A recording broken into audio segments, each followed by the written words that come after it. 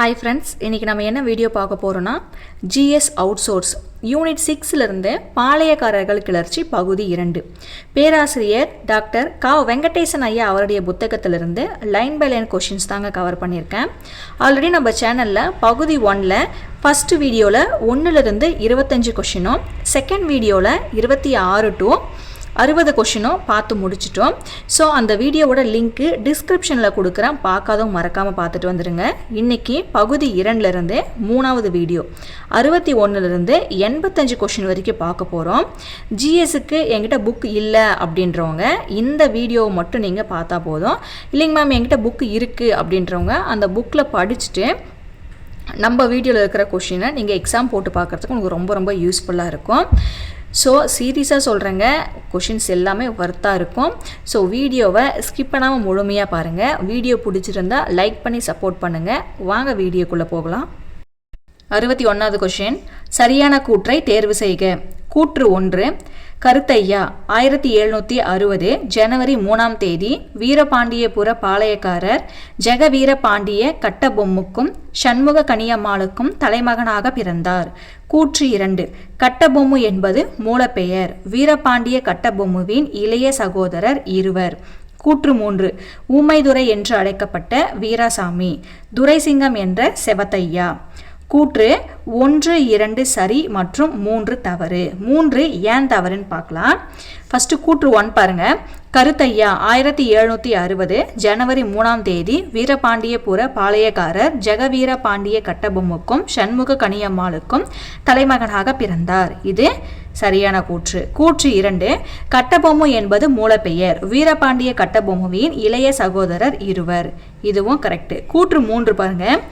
ஊமைதுரை என்று அழைக்கப்பட்ட வீரசாமின்னு சொல்லி கொடுத்துருக்காங்க. இது தவறு. ஏன் தவறுனா ஊமைதுரை என்று அழைக்கப்பட்ட குமாரசாமி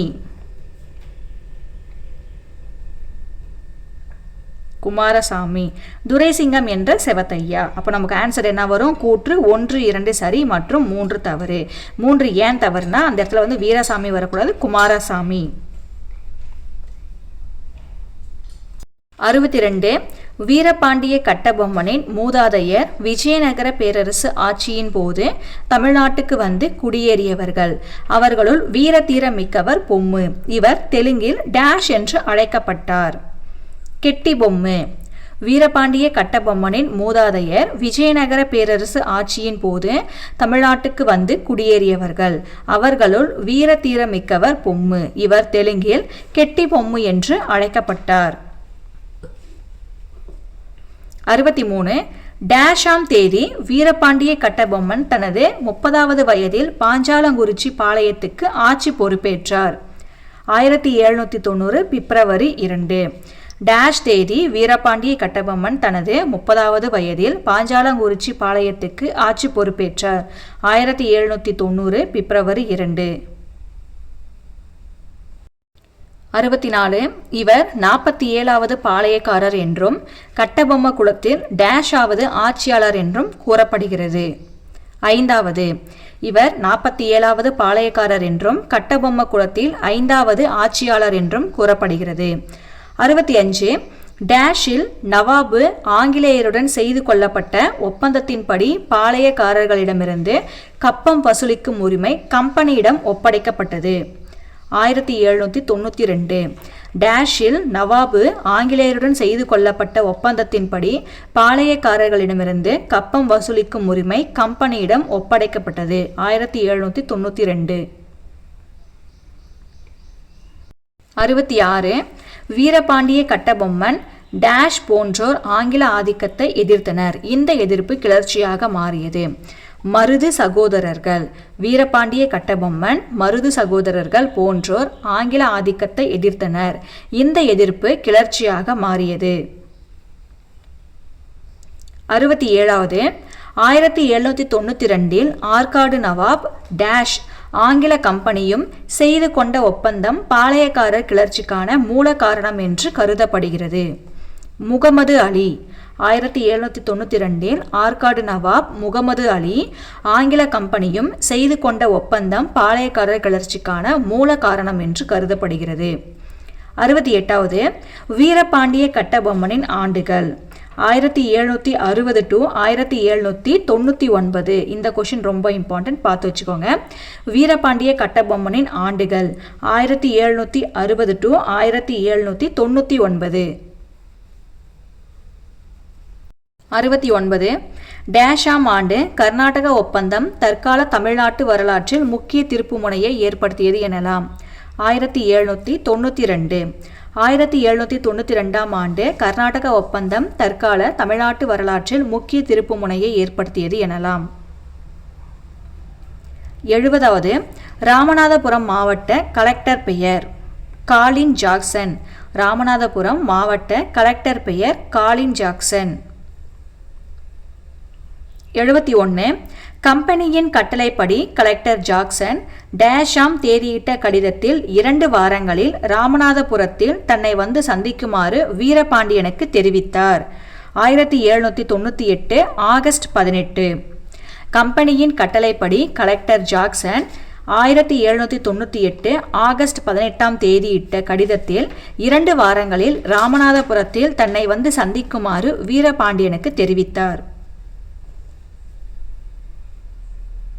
72. கலெக்டரை சந்தித்து பிரச்சனைகளுக்கு தீர்வு காண விரும்பிய கட்டபொம்மன் ஜாக்சனை தொடர்ந்து டேஷ் ஆகிய இடங்களுக்கு பின்தொடர்ந்து சென்றார். அனைத்தும் சரி.